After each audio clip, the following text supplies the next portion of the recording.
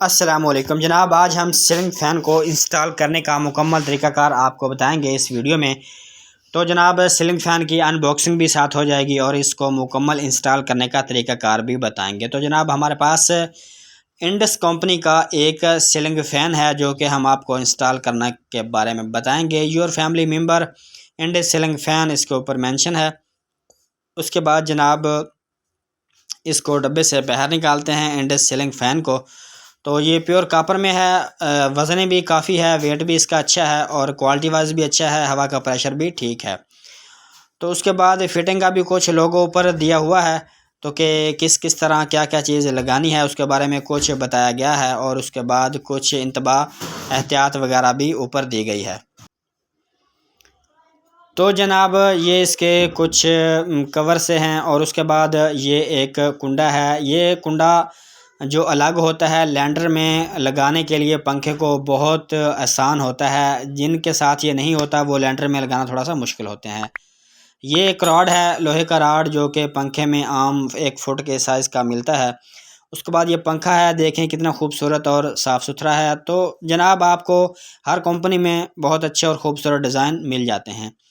उसके बाद ये इसके ऊपर वाला कवर कुछ इस तरह से खोलेंगे आप। खोलने के बाद फिर इसके नीचे जो नट बोल्ट हैं वो आएंगे और ये इसके 3 वो सुराख से बने हुए हैं।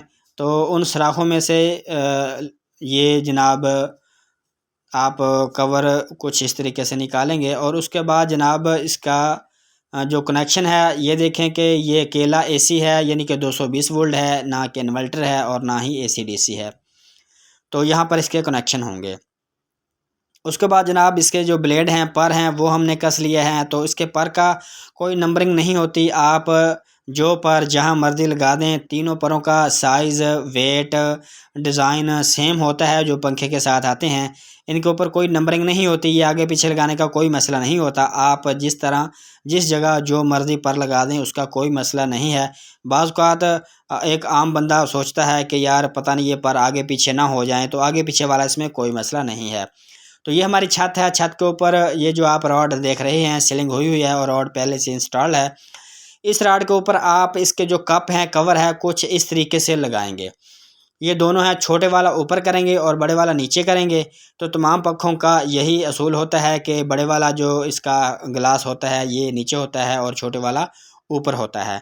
तो उसके बाद जनाब इसके कनेक्शन हैं, कनेक्शन कुछ इस तरह से आपने करने हैं। न्यूट्रल फेस का कोई मसला नहीं होता इसके साथ, आप न्यूट्रल और फेस जिस तरह मर्ज़ी लगा दें, कनेक्शन इसके इस तरह कर दें।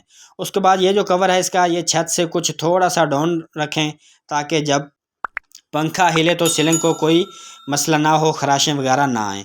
उसके बाद ये एक सेफ्टी पिन होती है, ये सेफ्टी पिन आपने लाजमंद डालना होती है, इसकी लापरवाही नहीं करनी। ये सुराख को बिल्कुल सीधा करने के बाद आपने ये लॉक पिन इस तरह से लगा देनी है।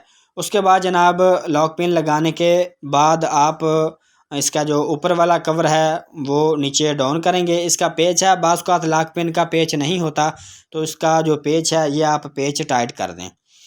तो ये हमने पेच टाइट कर दिया है। उसके बाद इसका 2.5 सूत्र नट होता है, ये 2.5 सूत्र जो पेच है वो भी लाजमी लगाना है।